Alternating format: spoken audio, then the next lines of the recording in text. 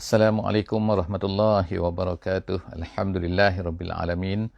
Wassalatu wassalamu ala Rasulillah wa ala alihi wa sahbihi ajma'in. Alhamdulillah.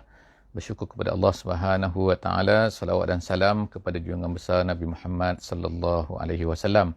Alhamdulillah, hari ini kita akan bersama-sama di sesi tadabbur harian Al-Quran. InsyaAllah hari ini kita akan bersama-sama di muka surat yang ke-48 insyaAllah. Jadi kepada semua sahabat-sahabat yang bersama-sama dengan kita pada pagi ini, pada kali ini dalam sesi ini, insyaAllah untuk bersama-sama membuka mushaf, dan kita akan melihat hari ini satu ayat, iaitu ayat yang paling panjang di dalam Al-Quran. Hari ini special kerana kita dapat bersama-sama dalam ayat yang paling panjang, iaitu ayat 282 daripada surah Al-Baqarah. InsyaAllah, moga-moga Allah Subhanahu Wa Taala akan berikan limpah kurnianya kepada kita, memberi nikmatnya kepada kita, dan moga-moga Allah Taala akan memandu kita dengan Al-Quran insyaAllah. Hari ini kita akan lihat kandungan dalam ayat 282 yang saya katakan tadi sangat panjang, kerana dari awal muka surat ini sehingga akhir muka surat ini kita hanya akan berbicara, akan bertadabbur satu ayat sahaja, iaitu ayat 283 insyaAllah. 282, minta maaf. Jadi ayat ini dipanggil juga, biasanya dipanggil ayat ad-dain, ayatul dain, iaitu ayat yang menceritakan tentang hutang. Tapi tidaklah bermakna bahawa dia menceritakan tentang hutang segala-galanya, tetapi kebanyakan daripada cerita di dalam ayat ini adalah berkenaan dengan hutang. Iaitu ayat ini dipanggil sebagai ayat munazimah, iaitu ayat yang menyusun. Ayat ada dua, dipanggil satu yang dipanggil sebagai ayat muslihah, yang kedua dipanggil ayat munazimah. Ayat muslihah ni ialah ayat-ayat yang berkaitan dengan pembinaan diri seorang insan, seorang manusia. Kita ni memperbaiki diri kita, membetulkan diri kita, tak kira sama ada dari segi akidahnya, dari segi ibadahnya, hubungan kita dengan Allah Subhanahu Wa Taala. Itu ayat muslihah. Ayat yang kedua ialah ayat munazimah, iaitu ayat yang menyusun hidup kita, menyusun manusia. Bagaimana dia nak hidup dengan manusia yang lain. Jadi ayat ini kadang-kadang dipanggil juga sebagai hablum minan nas. Hablum minan nas. Jadi ayat ini termasuk dalam kategori yang kedua, yang menyusun manusia kita semua ni, bagaimanakah kita ini nak berinteraksi dengan orang lain. Jadi ayat ini secara ringkasnya, yang pertama sekali kita katakan ayat ini adalah ayat ad-dain, iaitu ayat hutang. Iaitu apabila kita ni berhutang, Allah Subhanahu Wa Taala telah mengajar manusia ni di dalam muamalat yang penting di dalam hutang ni ialah mesti ada dipanggil sebagai mausiqah, iaitu ada satu benda yang mentausikkan. Mentausiq ni satu benda yang menjadi pengikat, yang menjadi panduan, menjadi kita ni supaya kita ni tidak loose dalam hutang dan sebagainya. Kerana hutang ni ada dua pihak. Yang pertama orang yang memberi hutang, yang keduanya orang yang menerima hutang tu, yang mengambil hutang tu. Jadi kedua-dua ni adalah satu benda yang sangat perlu bagi insan. Kedua-dua kumpulan ni, kedua orang ni masing-masing mempunyai hak dia. Yang ni ada hak dia, hak ni perlu dibayar. Satu hak seorang, satu kumpulan lagi, iaitu dia ni sepatutnya ke atas dia membayar. Yang ni bagi dia, perlu dia dibayar kepada ni. Yang kedua ni, orang itu perlulah membayar dan dibayar. Jadi dalam kedua-dua ni, dalam kedua-dua jenis ini, maka Allah Subhanahu Wa Taala telah mengajar apabila berlakunya hutang, mesti ada yang kita panggil sebagai ikatan. Ikatan. Jadi ikatan ni ada tiga jenis di dalam ayat ini, iaitu yang pertamanya mestilah dalam bentuk kitabah, iaitu macam bentuk tulisan. Maknanya untuk mengikat supaya hutang ni tak loose, tak dilupai, tak nanti akan berlaku masalah an-niza' dipanggil, iaitu masalah dispute, iaitu apa benda ni, masalah percanggahan. Orang ni cakap macam ni, orang ni cakap macam ni, maka perlunya nombor satunya hutang. Yang keduanya, Allah Ta'ala mengajar, ada di dalam muka surat ini, iaitu apa? Allah Ta'ala mengajar perlunya ada asyuhud, iaitu saksi. Dan yang ketiganya ialah Allah Ta'ala mengajar perlunya ada ar-rahnu. Ar-rahnu maknanya iaitu apa?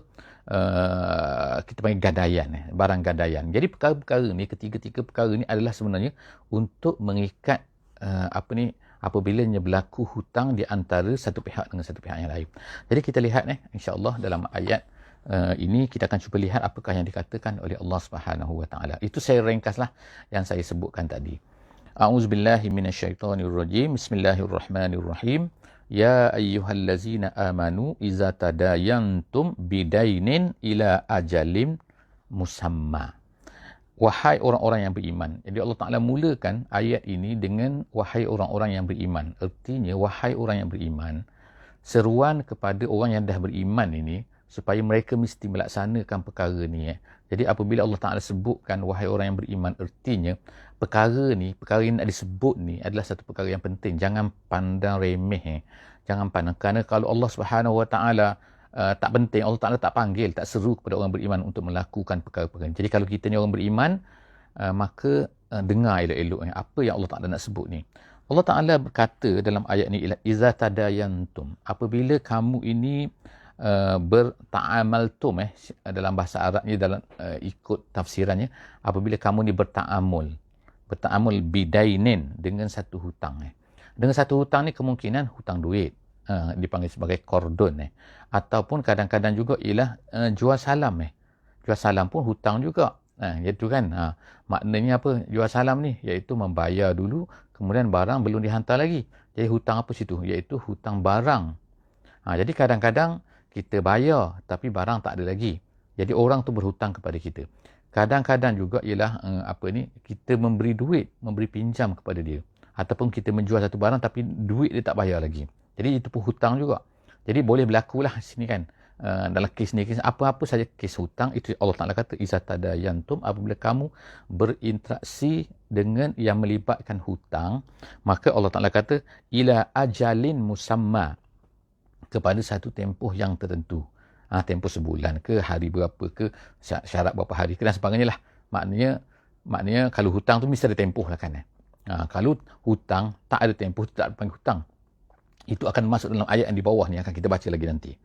Faktubuh, Allah Ta'ala seru kat sini supaya tulis. Faktubuh, hendaklah kamu tulis. Maknanya sini suruhan sini, al-amru dalam Quran, kalau ikutnya lah al-aslu fil amri, asal dalam suruhan dalam Quran dia adalah wajib. Tapi dalam ayat ini ada khilaf, ada khilaf ulama. Ada yang kata suruhan inilah suruhan wajib. Tetapi ada mengikut jumhur ulama, dia kata ini tak wajib. Ini hanyalah satu irsyad, satu guidance daripada Allah Subhanahu Wa Taala, iaitu sunat bagi kita untuk menuliskan. Maknanya jangan biar lulus macam tu saja. Jangan pakai ingat dalam otak, dalam pemikiran je, ingatan, ingat tak. Tapi kena tulis. Jadi ulama kata di sini, maksudnya sini bukan hanya hutang sajalah sini, maknanya dalam apa-apa saja, dalam muamalat, dalam apa-apa saja yang melibatkan tempoh masa yang tidak bersegera, maka kan makna tak bayar segera dan tak apa-apalah yang apa. Jadi sunat ditulis kat sini kan, supaya tidak menjadi pertikaian selepas daripada itu. Kemudian wal yaktub bainakum katibun bil adli. Allah Taala kata dan hendaklah wal yaktub bainakum, di kalangan kamu katibun, iaitu seorang penulis. Maknanya kita boleh panggil sebenarnya orang lain yang menuliskan tu. Kalau sekarang ni mungkin kita kata ada peguamnya, kalau benda-benda yang mahal kan, kalau rumah ke, kalau tanah ke kan, properties yang mahal, maka akan ada peguam. Jadi itu merupakan satu saranan yang memang menepati Islam, iaitu adanya penulis. Jadi penulis itu kerja dia ialah menulis. Dia penulis ni, kalau kita beli benda-benda kecil-kecil, hutang benda-benda yang kecil kan. Tapi kalau kita beli Lazada ke, kita beli Shopee ke, kita beli apa-apa online kan, memang dia ada tulis kat situ. Kalau tak, mana kan, memang dia ada record dekat situ kan. Kita memang kena tulis, kena klik dan sebagainya kan. Itu maknanya tulis lah tu. Itu menepati dengan syarak tu kan. Tapi kalau sama-sama kita pun, kalau berhutang sama kita, yang cantiknya ialah kita tulis. Dan tulis itu, sama ada yang menulis itu salah seorang daripada dua orang ni, yang memberi hutang, yang berhutang tu, ataupun boleh orang yang ketiga. Sebab zaman dahulu tak semua orang pandai menulis. Majoriti orang tak pandai menulis ketika ayat ni turun. Jadi Allah SWT sebut sini kan, kalaulah tak boleh menulis, maknanya kita boleh cari katibun, orang lain kan, yang akan menuliskan. Tak jadi masalah sama ada orang tu sendiri ataupun orang lain. Kemudian Allah Ta'ala kata bil adli. Bil adli ni ialah maknanya jangan tambah. Jangan maknanya kalau tulis kalau hari tu tulis. Sebab dulu kita sebutkan bahawa tak ada orang zaman dulu tak tahu menulis membaca kan, majoriti dia. Jadi ada orang yang boleh menulis kan. Jadi tak ramai orang. Jadi orang tu janganlah pandai-pandai pula tambah kan. Kalau kita kata hari ni kena hantar, janganlah hari esok. Kalau seminggu janganlah letak 2 minggu. Contohnya kan. Ataupun kalau hutang tu 1,000 janganlah letak 900. Contohnya kan. Jangan tulis tak betul.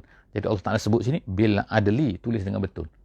Tulis dengan ulama sebut dalam tafsir dia ialah la yazid wala yanqus, maknanya jangan menambah-menambah, jangan mengurang-urang. Wala ya'ba katibun an yaktuba kama 'allamahullah. Kemana Allah Taala kata wala ya'ba. Ya'ba di sini artinya ialah enggan, maknanya. Bila dia ada penulis tu, dia pandai menulis kan. Janganlah dia tak nak tulis bila diminta. Jadi di sini sama ada upah tak upah tu cerita lain, tapi maknanya dah awak ni pandai menulis. Janganlah kamu ni sombong pula lah. Dia kata malas tulis lah. Tak. Awak kena bantu orang yang tak pandai menulis dan tak tahu ni untuk apa? Untuk supaya mereka ada benda tu tulis. Sebab apa? Allah Ta'ala sebutkan sini kan. Kama 'allamahullah. Siapa yang mengajar awak ni menulis? Bukan awak dulu tak tahu menulis. Jadi sekarang ni Allah Ta'ala ajar awak untuk menulis. Jadi sepatutnya sekarang Allah Ta'ala dah ajar awak ni pandai menulis, maka awak kena bantu orang dalam muamalat mereka. Supaya mereka ni dapat tuliskan. Jadi Allah Ta'ala ingatkan tu kan. Allah Ta'ala yang ajar kamu ni untuk menulis. Bukan kamu pandai-pandai saja kan. Tiba-tiba pandai menulis dan membaca kan. Wal yaktub wal yumlil. Allah Ta'ala kata sini. Dan lah dia menulis. Dan taklah wal yumlil allazi alaihil haq. Siapa alaihil haq tu? Ialah orang yang mengambil hutang tu.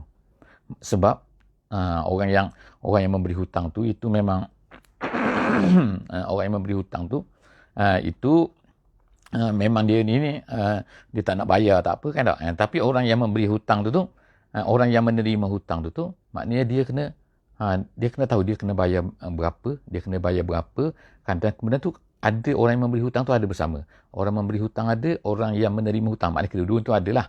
Tapi yang meminta tulis tu, yang yumlil tu maknanya imla', maknanya disebut yang ditulis. Yang sebut ini tulis. Itu maka yang tu ialah orang yang menerima hutang tu. Orang yang mengambil hutang.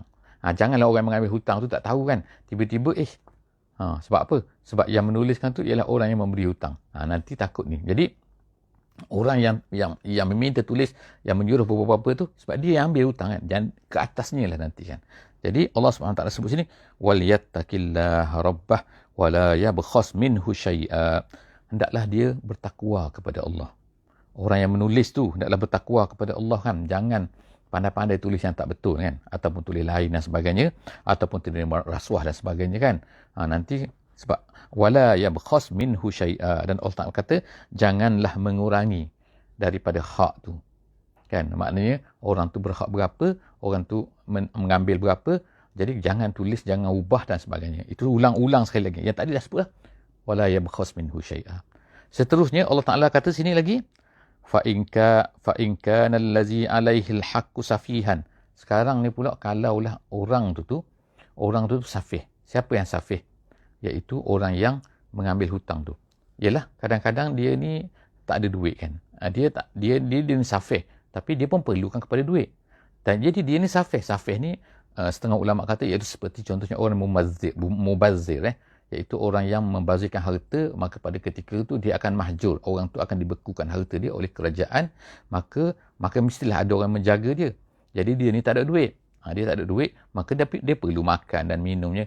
Jadi orang yang menjaga bagi dia tu maka akan menjadi apa ni? Fa in kana, Allah Taala sebutkan fa in kana allazi alaihi alhaqqu safihan, kalau dia tu safih au dhaifan, ataupun dia tu lemah. Lemah ni contohnya ialah seperti dia ni kanak-kanak contohnya. Ataupun dia ni terlalu tua. Dia dah tak mampu nak bercakap pun tak mampu dan sebagainya. Ataupun kanak-kanak ni yang tak boleh diterima lagi kan. Sebab kanak-kanak masih 3 tahun, 4 tahun ke. Tapi dia perlu makan, minum kan.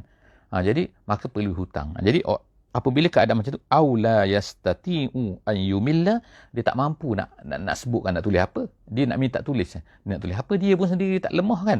Jadi dalam keadaan macam tu, huwa dia kata am yumillah wa falyumlil waliyuhu. Allah Ta'ala kata maka walinya maknanya penjaga hartanya, penjaga budak tu, ke penjaga orang tua tadi, ke penjaga harta kepada mubazir tadi tu, maka bil adli juga tuliskan dengan baik, dengan betul kan.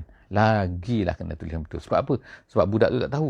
Sebab orang tadi tu mungkin gila ke, ataupun orang tu orang tua ke, tak boleh membaca, tak boleh menulis, dan dia tua pula kan. Janganlah pandai-pandai tengok-tengok. Dia hutang sebenarnya 10, tulis 20 kat situ kan. Sebab apa? Pakatan di antara orang yang menjaga tadi, wali tadi tu dengan ni. Yang wali tu maknanya penjaga yang orang yang menguruskan orang yang lemah tadi tu. Jadi hendaklah tulis dengan betul, bil adli, Allah Ta'ala sebut sini. Kemudian seterusnya Allah Ta'ala kata wastashhidu syahidaini min rijalikum. Ini perkara yang kedua. Tadi tulis saranan Allah Subhanahu Wa Ta'ala apabila kita bermuamalat, diminta kita ni tulis. Yang kedua sekarang masuk kepada part yang kedua, iaitu syahid. Syahid artinya saksi, mesti kena ada saksi. Ini cantik lah. Ini kita kata saranan Allah Subhanahu Wa Ta'ala. Allah Ta'ala sarankan kita, memandu kita, mengguidekan kita supaya ada saksi. Walaupun ulama kata sini ialah masih lagi termasuk dalam perkara yang sunat. Tapi Allah Ta'ala menyuruh kita. Yang pertama menulis Al-Kitabah. Yang kedua Asy-Syahadah. Kena saksi. Saksi berapa orang dalam muamalat ni? Allah Ta'ala minta supaya saksi ni 2 orang. Wastashhidu syahidaini min rijalikum. Daripada rijal kamu. Jadi rijal kamu ni, apa maksud rijal kamu ni? Jadi ulama-ulama tafsir daripada perkataan rijal kamu ni mempunyai 3 syarat. Majoriti sebagaimana kata tafsir jalan lain, yang pertama mesti rijal, iaitu orang tu mesti orang tu dah baligh. Yang kedua mesti kum, rijalikum, min rijalikum tu maknanya orang muslim saja. Orang kafir boleh tak boleh? Orang kafir zimmi ke, dan boleh tak boleh dia ni jadi? Ini khilaf ulama lah kan. Boleh tak jadi saksi? Ada yang kata boleh, ada yang kata tak boleh. Ini bukan perbincangan kita lah di sini kan. Tapi perbincangan kita ialah rijalikum tu. Sehingga rijalikum pun mempunyai ulama-ulama menjelaskan lah, dengan detail tu. Dan yang ketiganya ialah syarat dia mesti merdeka. Sebab apa? Kum situ. Kum situ maksudnya ialah merefer kepada orang yang merdeka. Rijalikum, lelaki-lelaki kamu yang telah sampai umur, kemudian yang muslim, dan mestilah orang tu dia tu balik. Dia tu balik sampai umur dan merdeka. Jadi maknanya sekarang ni 3 daripada rijalikum saja. Mestilah saksi tu mencukupi syarat-syaratnya. Seterusnya ialah, tapi yang kata adil, mesti adil. Kalau orang tak dipercayai tak boleh jadi saksi. Berdasarkan kepada apa? Berdasarkan kepada ayat tadi. Yang atas tadi, bil adli, dengan adil, dengan adil. Adil itu termasuk itu orang-orang yang adil, orang-orang yang boleh dipercayai. Kemudian fa illam yakuna rajulaini, tapi kalau tak ada, maknanya tak ada saksi 2 orang, tak dapat nak cari. Dapat carinya apa? Ada seorang lelaki saja. Yang lain itu perempuan. Maka Allah SWT kata sini, farajulun wa imra'atani, maka seorang lelaki dan juga 2 perempuan. Jadi erti sini mesti juga ada lelaki tu. Jadi maknanya kan, kalau tak ada macam ni, kalau tak ada langsung. Jadi tak ada. Jadi kita katakan ini adalah sunat kan, sunat untuk mengadakan mempunyai saksi ni. Jadi maka termasuk dalam sunat lah dia kan. Tapi kalau tak ada lelaki, seorang lelaki mesti kena ada, kemudian 2 perempuan. Ini ayat ni ada orang lah mengatakan bahawa kan ini nak merendahkan perempuan. Islam ni memang merendah-rendahkan perempuan, menjatuhkan maruah perempuan, menjatuhkan taraf perempuan dan sebagainya kan. Tak, ini bukan cerita pasal menjatuhkan taraf. Tak, tapi sebab Allah Ta'ala menjadikan, Allah Ta'ala tu lebih tahu kan tentang diri kita, tentang manusia ni. Dia menciptakan kita, menciptakan lelaki, menciptakan perempuan. Jadi setiap daripada kita ni kan ada keistimewaan dia. Lelaki ada keistimewaan dia, perempuan ada keistimewaan dia. So ini dalam part ini bukan bermakna bahawa secara generalnya perempuan tu rendah, tak. Dia nak cerita kat sini ialah masalah ni, masalah muamalat ni kan. Sebab lelaki ada kelemahan dia, perempuan ada kelemahan dia. Dalam muamalat ni kan, dalam menjadi saksi ni, maka perempuan diletakkan 2. Dari segi unu saja kan, dari sudut ini. Kemudian Allah Ta'ala sebut sini, wastashhidu syahidan min rijalikum fa illam yakuna rajulaini fa rajulun wa imra'atan. Kenapa Allah Ta'ala kata 2 perempuan untuk menyamai satu lelaki dalam kes ni?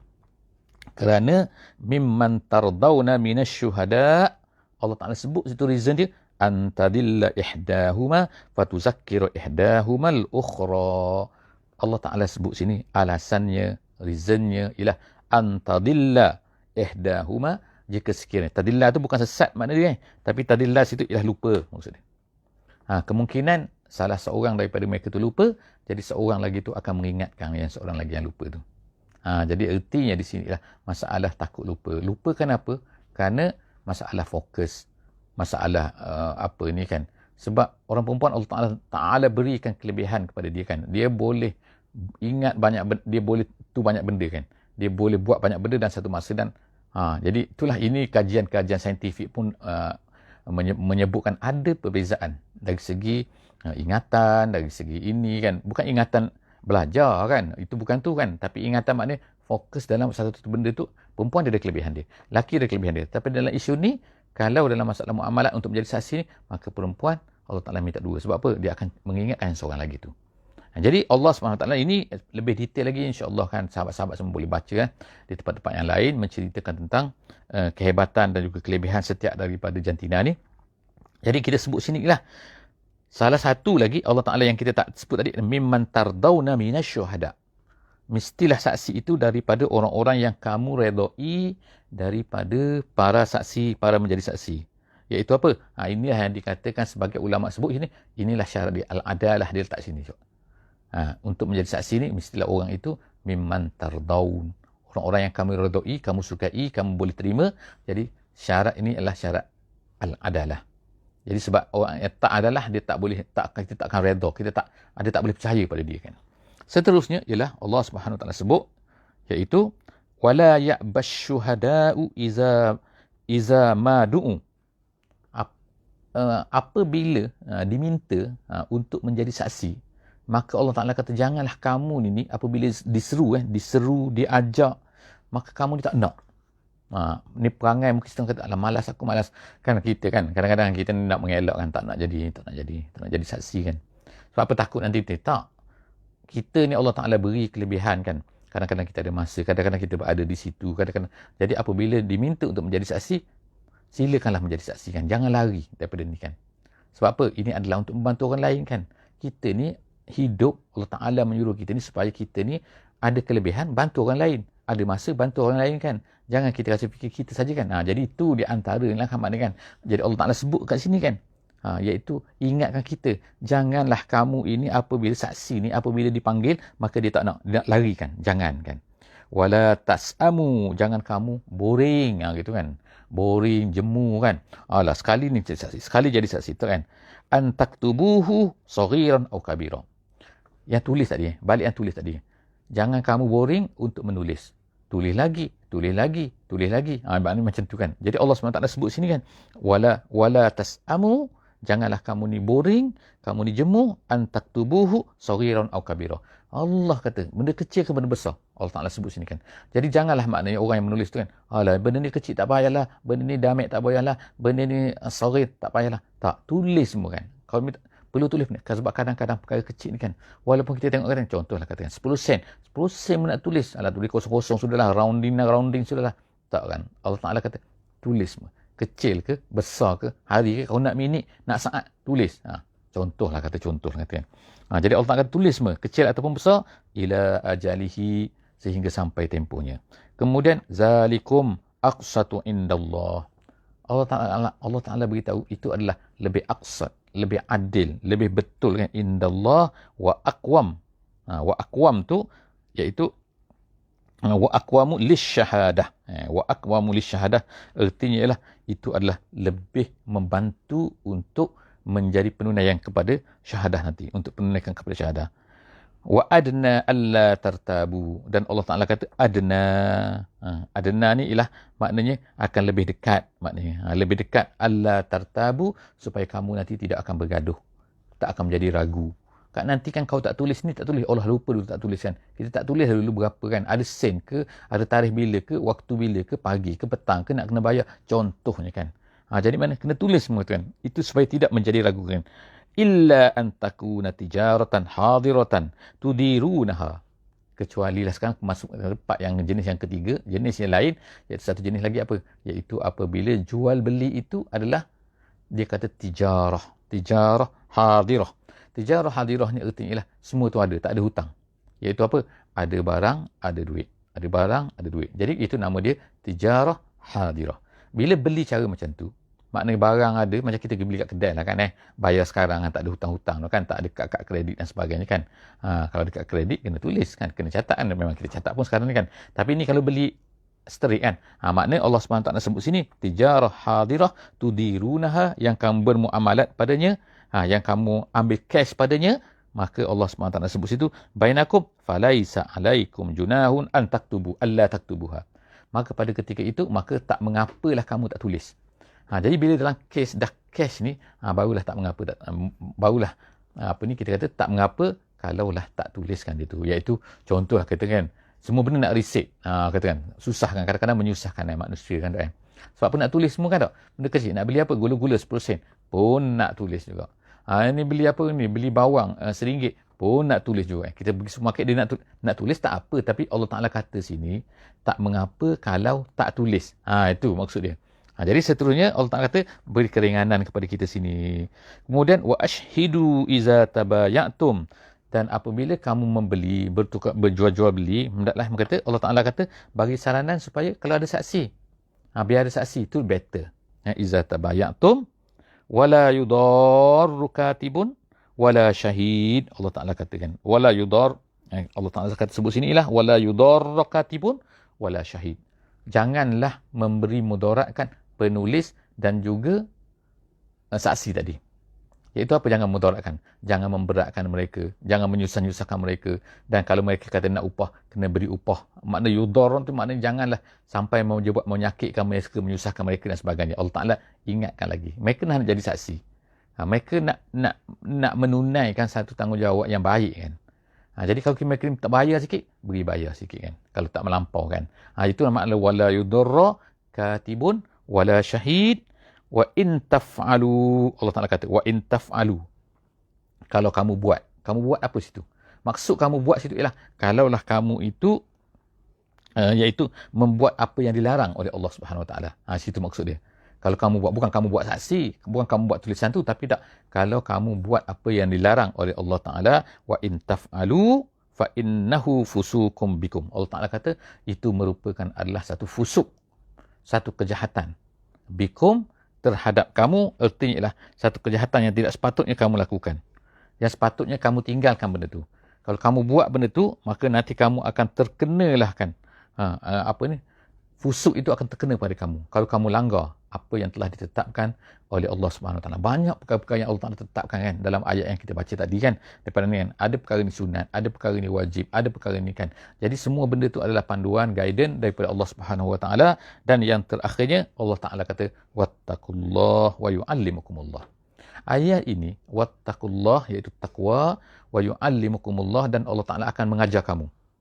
Kata setengah ulama di sini daripada ayat ini ialah apa? Iaitu Allah Subhanahu Wa Ta'ala akan mengajar kita banyak perkara lagi apabila kita ni bertakwa.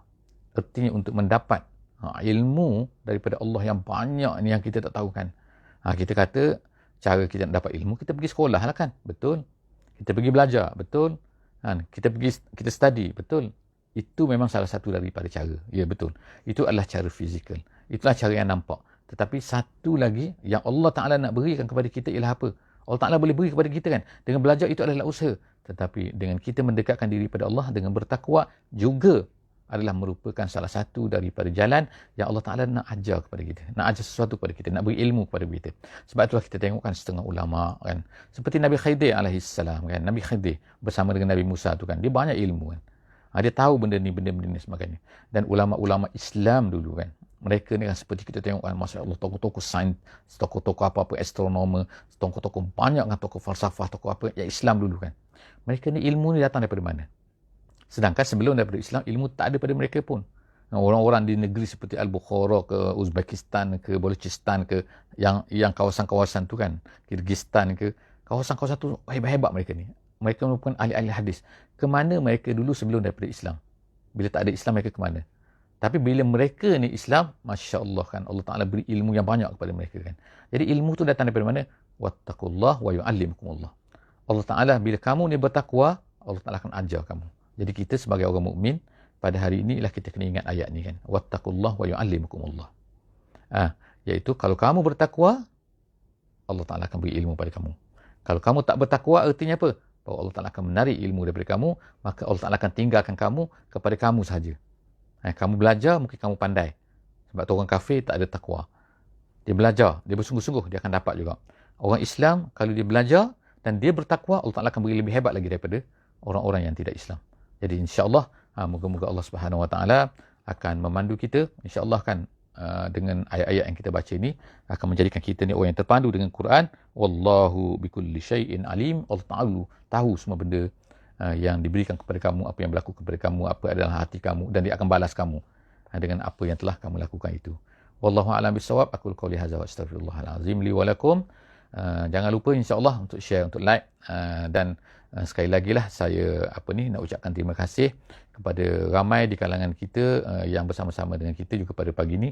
Sebenarnya sahabat-sahabat semua yang telah menyumbang untuk kita membina web yang lebih cantik insya-Allah, dan banyak daripada sahabat-sahabat kita juga yang telah membina web-web yang lain untuk kita memasukkan, menyebarkan ilmu tadabbur kita ni untuk memandu memberi kepada semua orang, sama ada dalam bentuk MP3 ke, sama ada dalam bentuk IG ke, yang nak masuk dalam TikTok belum lagi, yang nak masuk dalam YouTube dah ada, yang nak buat web sendiri pun ada, insya-Allah blog insya-Allah kita akan sebar luaskan dan sebarkan.